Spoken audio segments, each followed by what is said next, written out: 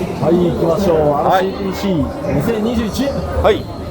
審査委員長でしたっけ、はい。星宮さんです。さあ皆さん今年もやってきましたって感じですね。RCDC2021 です。さあ RC926 ブースですね。今年もこちらの方にトップライさんの横でいつも通りやらせていただいてます。おー、いろいろありますね。いろいろと最近はまあこういった真鍮系のですねハイトラクション系パーツですとか、ま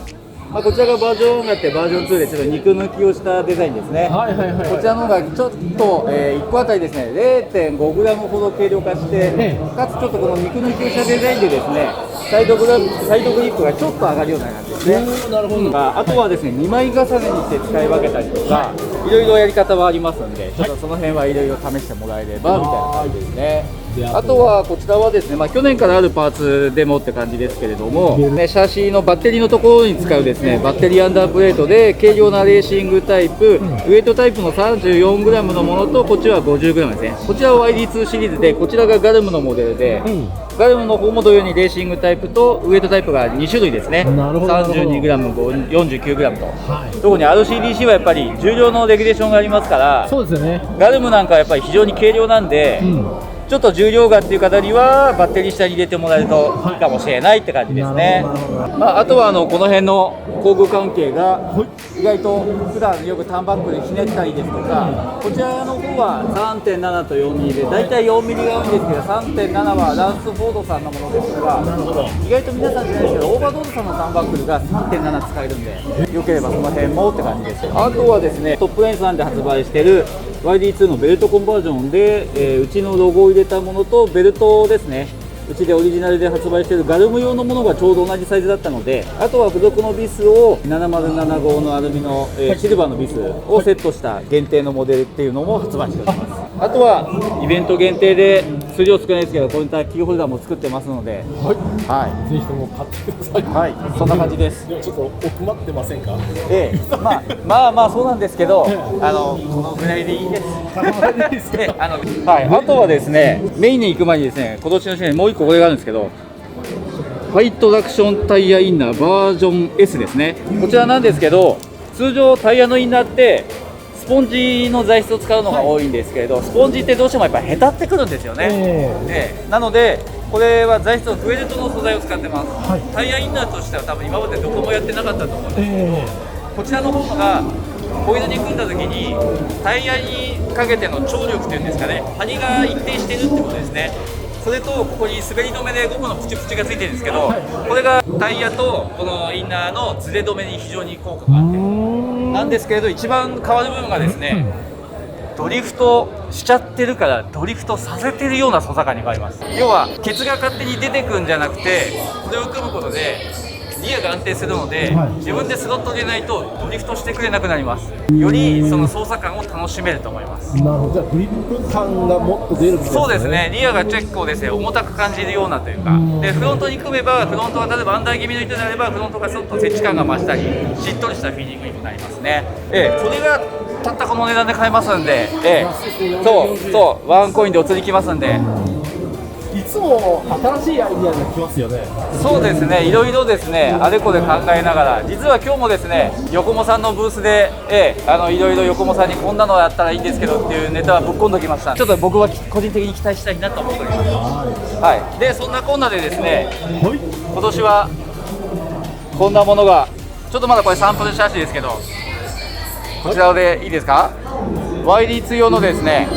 ハイトラクションコンバージョンサーチバージョンは 2.1T ですね。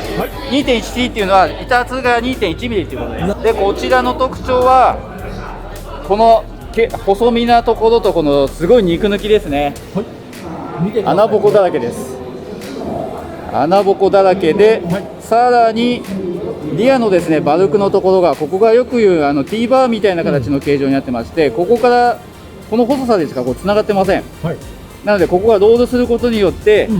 リアトラクションがすごく発生しやすくなってコントロール性が非常に高くなっております。なるほど。であと横からで見てもらうと分かるんですけど、バッテリーが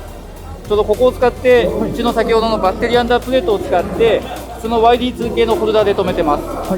でこれがシャーシ外側で止まるんですね。でさっきのメインシャーシのバルクのところは分割されてるんで別のところで止まる。例えばこの状態で見てもらって分かりますかね、これしなってるのが。わかるわかるわかる。ここの部分とシャーシの動くところが変わるので、こういうところを使って積極的にシャーシロールを非常に使いやすくなってます。おお、なるほど。はい、でシャーシ自体は柔らかいので、非常にこういう風にロールしてしなる感じはなるほどね。出ます。ただアッパーデッキがつくことでピッチング方向はすごいカチッとしてます。ね、うん、すごいはい答えてます。はい、実際に加藤さんにも先日乗ってもらったんで、フィーリングってどうでした？すごく乗りやすかったです。ありがとうございます。なんか乗って、全然、なんか突然、なんかケツが出ちゃったりとかして、ぶつけたら嫌だなと思って慎重に乗ってたんですけどね、でも全然安心して乗ることができまはい、した。ありがとうございます。なので非常にですね、トラクションのかかりもよく、非常にリア前後とも安定した特性が得られるように、あとポイントとしてはですね、シャーシ細くなってるんですけど、さらにフロントを細く作ってまして、これ横もさんの C のサスマウントなんですけど、上下逆さまにつけてるんですね。なのでサスピンの位置がシャーシよりも低い位置に来てます。はい。これをすることでフロントのロードセンター下がります。なのでよりフロントの接地感が増すというイメージですね。なんでそういうこともできるような工夫を今回取り入れたりします。これやりたがってる人今多いと思うよ。そうです、そうなんです。で一応これフロントだけじゃなくリアもできるようにしてます。リアもロールセンターがさはい、でこれに関しては今私が使っているのはベルトコンパなので、これはモーターの回転が正トルクなんですね。正トルクでやっぱりリア下げすぎるとちょっとやっぱり後ろが動かなくなってしまうので、あえて普通に組んでます。例えば普通の YD2 の、S とか R とか、ああいった車で半トルクの車であれば、ロードセンターを下げて、動く分をここで抑えるっていうのもできるので、そういう部分にも非常に有効かと思います。なるほどね。はい、一応そんな感じで、初回限定50枚に関してはちょっとご予約完売になっちゃったんですけど、今セカンドロットがですね、絶賛ご予約受付中です。まだ今の時点であればまだあると思うので、もしよかったらご注文お待ちしてますので、これね、本当いいと思います。はい、本当にね、最初見たときはね、このこんにゃくシャーシーは大丈夫かみたいな不信感しかなかったんだけど、実際触らせてもらって乗らせてもらって、ちょっとこれは物が違うぞみたいな感じを受けましたね。でさらにここのね、そうです、そうなんです。いろいろできる部分は取り込んで、形にさせてもらったので、またちょっとこれはですね、今一応バージョン1なんで、